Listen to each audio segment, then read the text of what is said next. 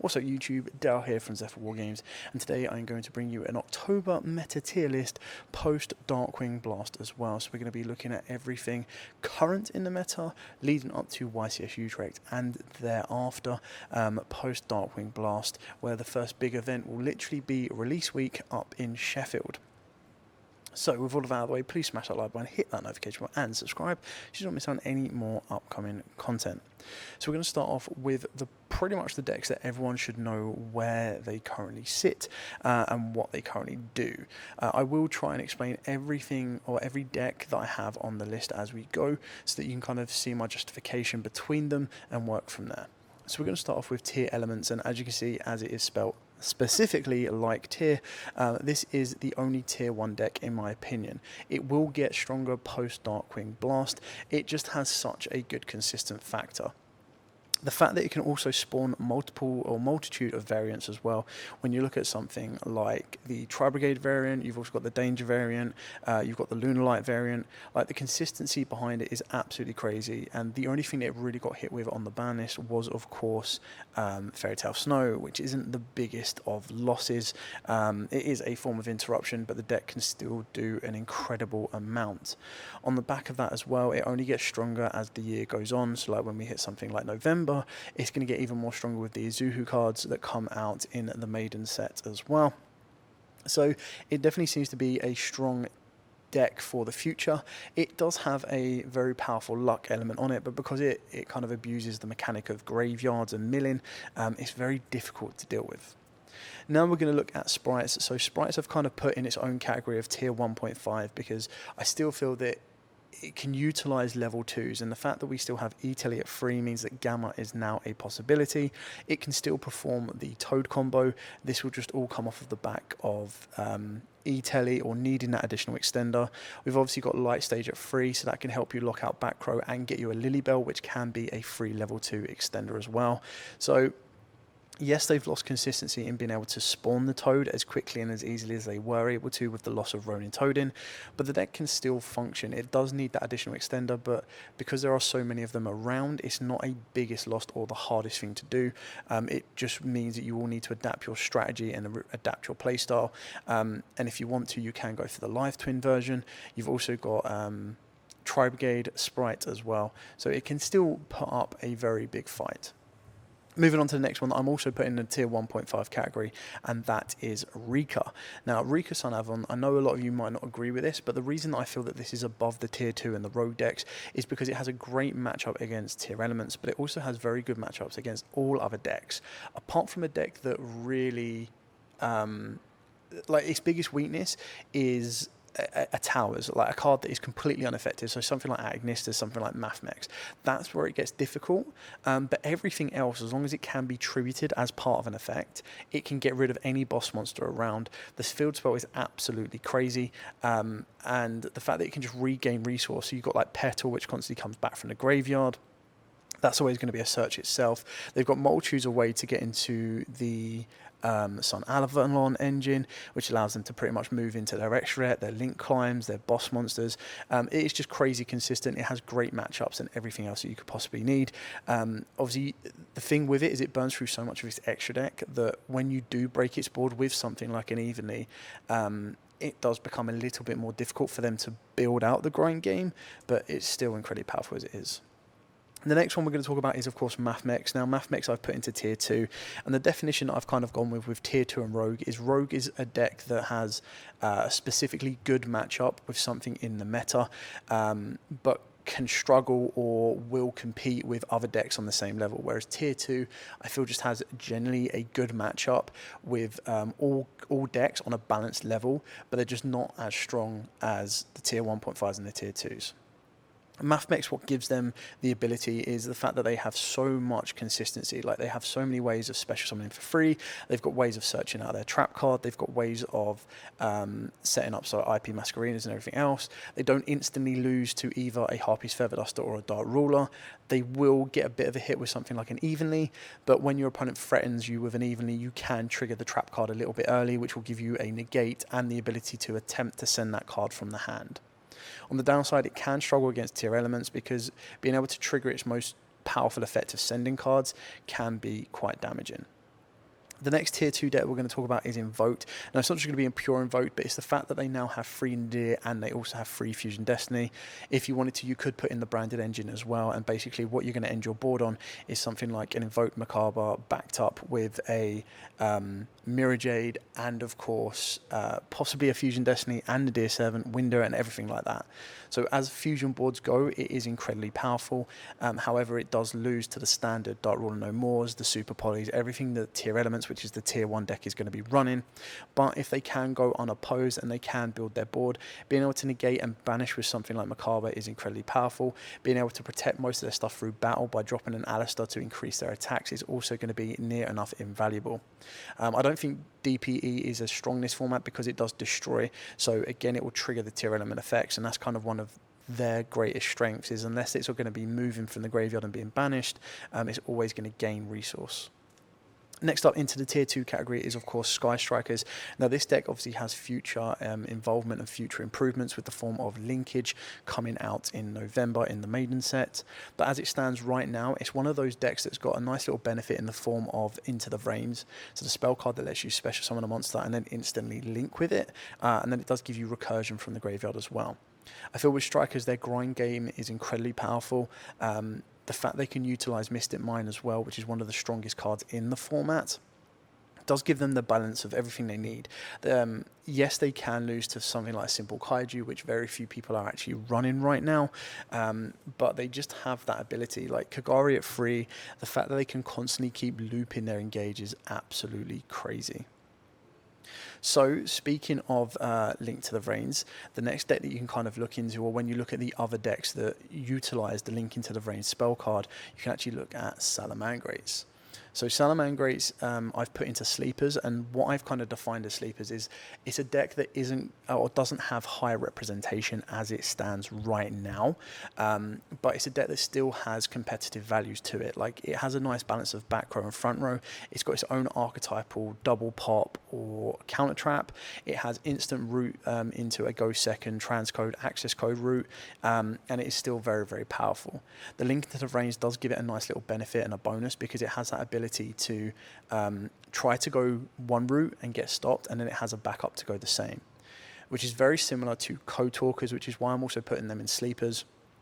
The issue with Code Talkers is throughout their climb, what they actually have the ability to do is they can give their opponent an Ibli, which means they're locked into link summoning. They can U-link as well, so that your opponent can't even link off that Ibli. The best thing they can do is try and attack and crash it, and that's where like little stuff like the Baylinks and the Salamangrate Field Spell come into play, so that can't happen.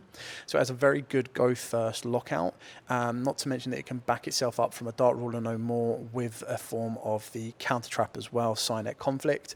But it can lose to something like an Evenly Match or a Dark Ruler or anything else. Another deck that benefits massively from the Link to the Vrains, but I would put it higher, is the Tier 2 version of Agnistas.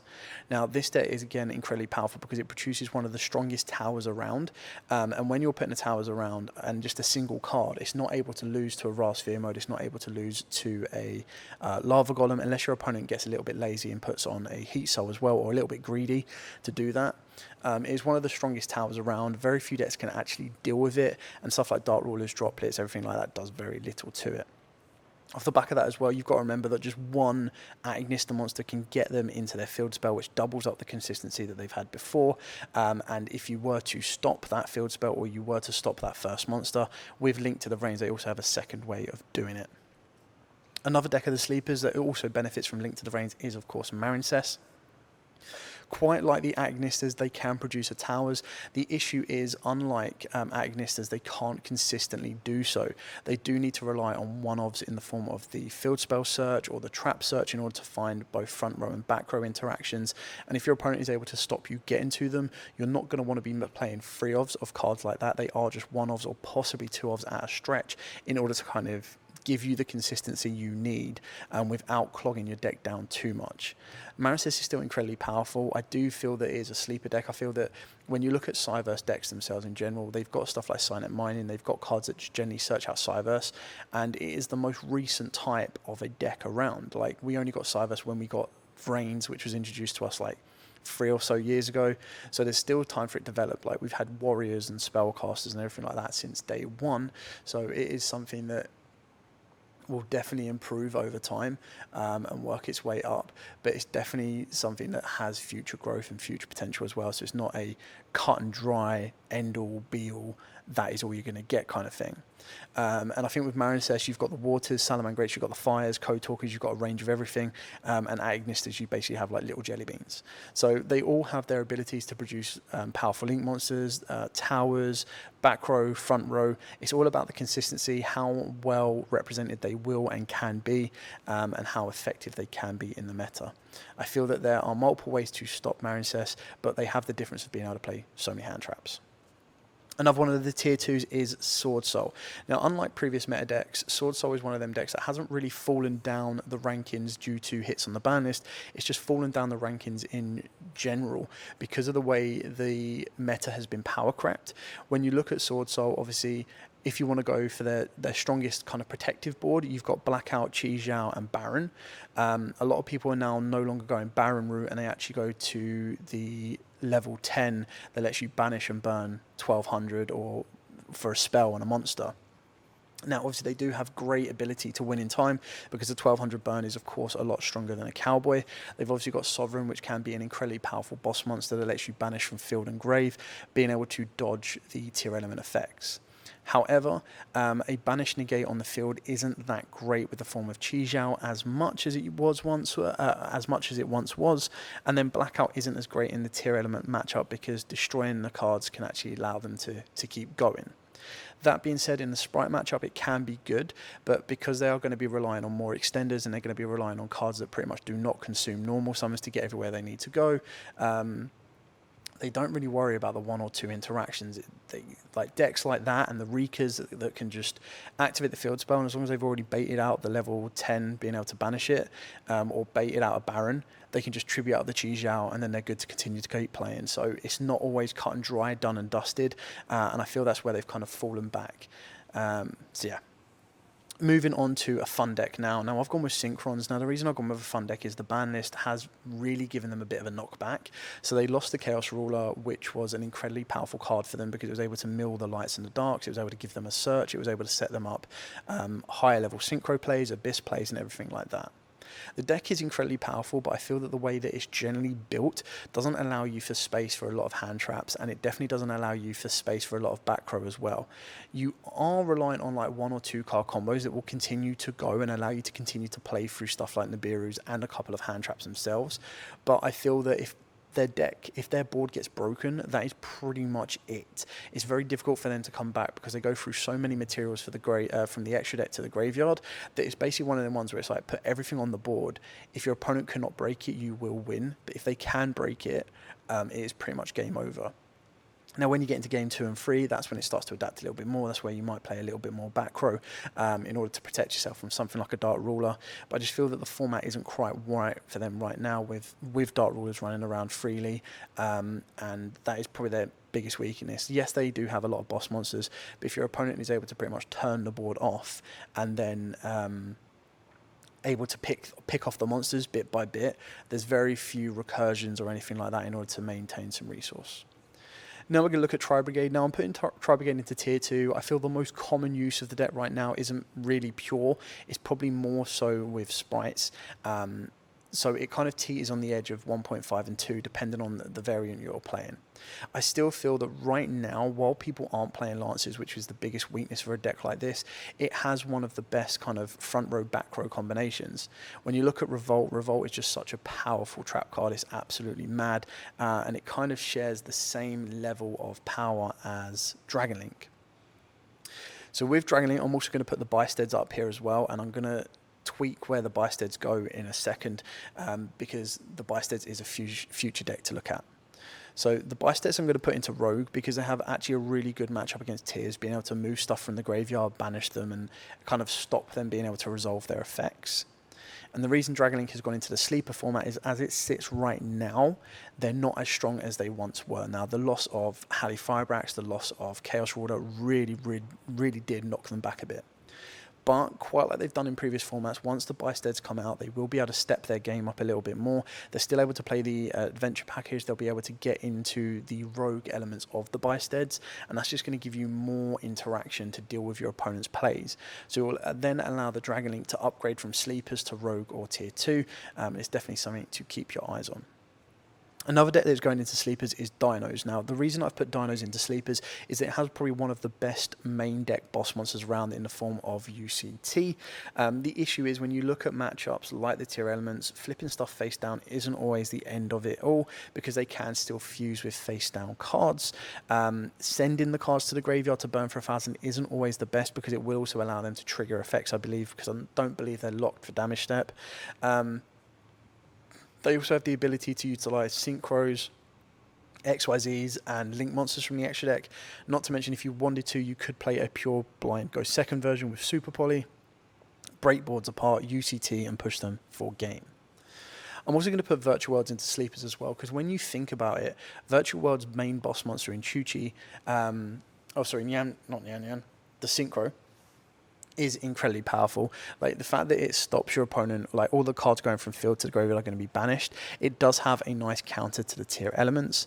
The trap card is also incredibly powerful as well, and the fact that they still have free E-Tele, they're constantly able to summon without even conducting a normal summon, and able to push through a lot of Synchro and maybe even XYZ plays should they choose to. Obviously, the biggest downside of it is consistency. They can brick themselves out, and if they're not lucky on their desires mills, they can banish the core cards that they might need. Another deck that I'm going to pretty much try and float around with, but I've ultimately ended up putting it in sleepers, is Punks. Now, I feel Punks got a massive hit back because of the badness of losing Chaos Ruler, and it's crazy to see how many decks the loss of Chaos Ruler has actually hurt in the form of Synchrons, Strikers, and Punks. I just feel that Punks need a bit of time to try and develop and figure out where their place is in the current game state right now. They still have access to their level 8, which gives you draw powers and extension powers, but the fact is you're burning through your life points in order to facilitate that.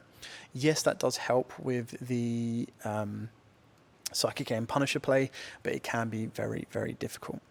The next one we're going for is Rogue, and that is of course going to be Exo Sisters. And the reason this one is falling under Rogue and not falling under anything else like Tier 2 is because it has an incredible matchup against Tier Elements, but something like Sprites and Reekers it's not as great with. So it's not as widely balanced as the Tier 2 format, and even the deck list and the players like Ryan Yu and the YCS Niagara winner basically said it's because people didn't know what the deck did, and it kind of went with that unknown factor plus the Rogue factor with everyone playing Tier Elements. It is incredibly powerful. Like, its best end board is the ability to pretty much banish 4, but something like a Dark Ruler No More or a Harpy's Feather Duster instantly takes away 2 forms of those banishes. Another sleeper that we're going to look at that also is affected by Link to the Vrains is of course Scareclaw. Now this is a deck that is going to be designed for the future because they do get new support in Darkwind Blast, and I also believe they get support in the Photon set that comes out in 2023 for the TCG. So definitely one to keep an eye on alongside Gotties and everything else. I'm now going to put, I've instantly put Flunderies into Rogue, but I'm going to move these into Tier 2 in just a second. Now the reason I've done that is because I don't feel that they have a designated, so like I said, the difference between Rogue and Tier 2 is Rogue is they have a designated matchup where they will 99% of the time win it because it just generally counts as what is being played. It's technically like anti-meta. But I feel with Flunders, they actually have a balanced range of a matchup. So yes, they're not in the greatest place right now because Dark Ruler is running around freely, so the Wind Barrier Statue Lock is not an auto win. And also when you look at stuff like D-Shifter, it's not that great against the Sprite matchup. They can still play around with it, but up against Tiers it does have an incredibly powerful matchup, so you do need to kind of keep that in mind. The deck can also lose to itself as well through consistency and just general brick, which is amazing when they can play something like Extrav and or Prosperity alongside a Duality. Phantom Knights, as much as I would like to put Phantom Knights higher than Sleeper deck, it does have a nice balance of front row and back row, but the biggest issue that it does have is what was its biggest strength in the form of multiple Fog Blades isn't as great right now. And the issue with that is when you look at Tier Elements, yes, you could turn off the Kaleido Heart on the board, but then it can use its effect and get itself to the graveyard. Or you can turn off a monster on the board, but its graveyard effect will still trigger. So when you look at sprites as well, because it doesn't destroy the monster or remove the monster or change its level, a sprite monster can hit the board, or a level 2 can hit the board. You can then flip a fog blade to stop it. They then special summon the second one. You flip a fog blade to stop the sprite blue. They can then go into a gigantic, and then unless you've got that third fog blade, they're still able to continue to play. Even with a third fog blade, because they're going to be playing so many extenders, they're able to continue to push through. And the front row level of the PK, unless you're going to be going down the Dark Rebellion route or Dark Phoenix Enforcer, is still not going to be as effective. Yes, the pop of DP is great, but DD Crows run around, it can be very, very difficult. Next up, we're going to look at Crystal Beast. Now, the reason I put Crystal Beast straight in at Rogue, and a lot of you might be like, what the hell are you talking about? When you look at their cards, it's generally designed to be a great tier matchup. So their brand new Overdrive Dragon lets you shuffle cards from the field into the deck, so straight away it will stop your opponent gaining resource and triggering the tier effects. If you go Conclave Control, Conclave and Bridge of the Heart both bounce cards back to the hand, so it doesn't allow them to trigger the effects to put them into the graveyard. So whether you're going control or whether you're going to go full combo, they definitely have a very good matchup. The fact that they've got the ability to bounce cards rather than triggering them does help them out, and it also helps them against sprites as well, because returning them to the hand is a lot more difficult than leaving them on the board, because then they need to have an additional extender to start bringing all their sprite plays off and everything like that. So as long as you act early, you're able to clear the board and not even need to worry about their continual extension into their bigger boss monsters and everything else. It can be very good against the plant matchup as well, because removing their monster that they might need to link climb with or tribute off can be damaging. I'm also going to put Dragon Maids into sleepers. Quite like Dragon Link, when they get the Bysteads, they are going to get another level of power and another level of consistency. So it's definitely a deck that if you are looking to pick up cheap, it's worth doing. I'm then going to put Dinomorphia. Now, this is obviously going to be a questionable one, and the reason I've put it into tier 2 rather than sleepers is because a lot of people and a lot of decks will generally struggle against a 3k boss monster that can constantly skill drain. Obviously, the biggest issue with it is that it does burn through, like literally to get full combo, you're going to be burning through about 6,000 of your life points. So the right player that knows exactly what it needs to do can abuse that mechanic. Being able to steal or remove the Rexstrom after you've already paid those life points is game over. Another fun one that we've got is the brand new Draco Slayers coming out in Darkwing Blast. So this is a pendulum-based deck, which basically just allows you to relive some of the old days. Speaking of that, we've also got Pendulum Magicians. I think they are incredibly powerful, but I feel that each ban list, Pendulums do get another knockback. Yes, they do need something like Electromite to come back, but I feel with Beyond the Pendulum, that's never really going to happen. And then they lose stuff like Halley Firebrax, they're losing stuff like Verte Anaconda. They're struggling to get extra deck boss monsters out. Another one going into tier 1.5 is, of course, Mystic Mine.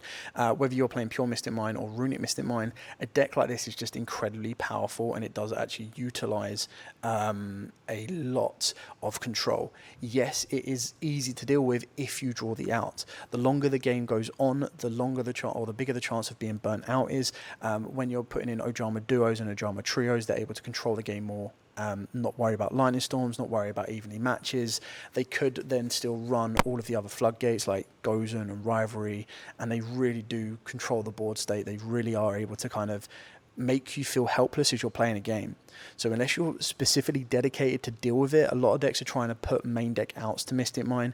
But like I said, the longer the growing game goes on, the more chance they have of finding a card or getting to a card that will protect their Mystic Mine even more. I'm then going to put Madolches into Rogue, and the reason these are going into Rogue is they have an incredibly good matchup against Tiers. Because of their ability to go first with a balance of front row and back row, they have a monster that lets them spin cards back from the graveyard as a quick effect, so that will allow them to kind of deal with tier effects.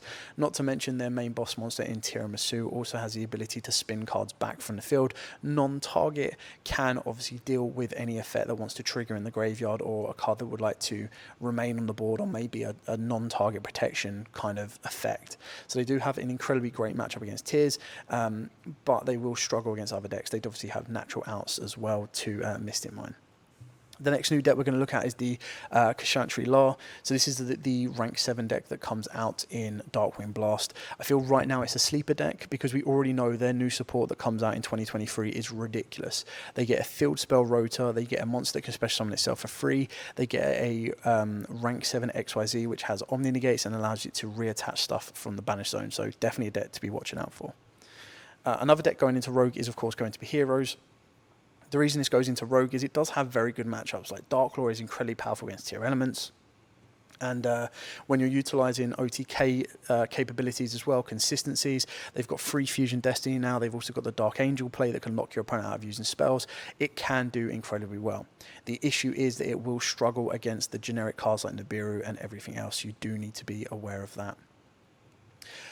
The reason I've put Sharks in tier 2 and not in Rogue is because Sharks, if they were to go left-hand, right-hand Shark and go into the rank 4 Crooked Cook, it's very difficult for any deck to deal with that. It can utilize Mystic Mine, it can go Kraken Control, which again can be very, very difficult for your opponent to deal with.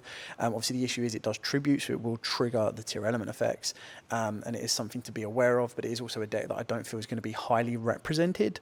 So maybe it could arguably be in sleepers, but it's something to keep your mind out on. Gotties are going in at sleepers format as well, and the reason I've put this in here is even though we found out the effects of the new cards today, I still feel that the deck has always got the potential to get better. Now whether it gets more TCG exclusives in the new set of 2023 or whether that is it and we are just waiting for the OCG to get this deck to then up it another level, is still very powerful. Going in at tier 2 is of course Eldritch, and the reason this is in there is it can play every floodgate under the sun. Gozen, Rivalry, Skill Drain, there can only be one, you name it. It has an incredibly powerful boss monster that can not only be board removal from the hand, revival from the graveyard to get rid of any floodgate you don't want, whether they want to go Phoenix Enforcer play, whether they want to go Red Ice Fusion play, they have the ability to play some of the strongest fusion monsters around. It can dodge Super Poly, it can be very powerful, it's got natural outs to Mystic Mine, it can protect its back row with Lord of the Heavenly Prison, search itself out with Eldritch and Prosperity and everything else. Another deck going straight into tier 2 is Earth Machines. The reason this goes into tier 2 is because, again, it's a deck that can play Gozen, it can play Rivalry, it can play Skill Drain. It's just a deck full of huge boss monsters. Raigekis. The biggest issue with it is that it is a deck that relies on huge boss monsters. So they're high-level monsters that can clog up your hand if you're not careful. But if your opponent cannot break your stuff like Gozen, Rivalry, Skill Drain, everything like that, you don't really mind about 3k, 4k boss monsters. Also going into tier 2 is Drytron. Right now they have received an incredibly good power boost in the form of consistency by having now 3 Benten. It can break a board, it can build a board. The issue is it's not like it was in the past where you kind of felt like it had unlimited negates with the form of Herald of Ultimateness and the Eva as well. Now it's more so Vanity's Control, but that will instantly lose to something like an Imperm or a Dark Rule No More, and then what you've tried to build your board up with just pretty much falls apart. It is still good because those particular end boards will do incredibly well against all of the other matchups, all of the other tier 2 decks, but it doesn't have a designated good matchup. I'm also going to be putting DDDs. Now, it's difficult to kind of place DDDs, so I've kind of ultimately went with tier 2, and the reason I've gone with that is the thing that the DDDs have is if it allows it to build its board being uninterrupted, it can pretty much set up a trap card that means your opponent cannot tribute XYZ, Synchro or Fusion with their monsters, which is incredibly powerful. It can have a field spell that can also let your opponent burn and lock themselves out. It will have a monster that can negate a spell and trap. It also has a monster that lets you basically Solemn Warning, a spell, trap, or monster that would special summon. And then it obviously has a boss monster that can steal your opponent's cards, meaning that they can't send them to the graveyard to get card effects or anything else. It's a very good, powerful deck. It's better at building a board than it is at breaking a board. So that is something to keep in mind. But the deck is still incredibly powerful, and I do feel that it does have a nice balance when it comes up against other matchups. It doesn't have a designated great matchup against any of the decks in tier 2, tier 1.5 or above, but it does have the ability to consistently, unopposed, which right now is possible, do really, really well. Another one going in at tier 2 will of course be Branded. Now this deck is crazy right now because a lot of people are playing Ra's Disciple, they're playing Ido, they are basically playing custom made scythes that lock your opponent out from tributing, special summoning, you name it, and then they're adding stuff like Mirror Jade to the back of that. They can now also add Phoenix Enforcer to it as well, and when they're putting a monster on the board that basically says to your opponent you can't summon, it means they don't need to worry about Droplet anymore, Super Poly anymore, and they're able to keep going. It can play around Mystic Mine a little bit as well, but it is a deck that will constantly keep growing. It's one of those core lore decks as well, so you can bet your bottom dollar it will always get new support, and I'm just waiting for an ultimate Branded Fusion because I think that will look incredible. And then of course the last deck, it would be bad of me not to include Dark Magician in the tier list, and of course it goes straight in at best deck ever, baby, because Dark Magician is the best deck. Now, I'm just kidding. Right now, Dark Magician, rightful place in the meta, is fun. I didn't realise how bad the loss of Verte Anaconda was going to be for Dark Magician. Obviously, it is incredibly powerful. It is still my favourite deck. I like the fact that it constantly keeps adapting and changing. And what I feel that we really need is it would be awesome to have a link to that basically says a card or a monster that lists Dark Magician in its text and a spellcaster, so that it's no longer generic and it basically does the job of Verte Anaconda. Whether you want to pay 2,000 life points or something like that for it, but it would be cool.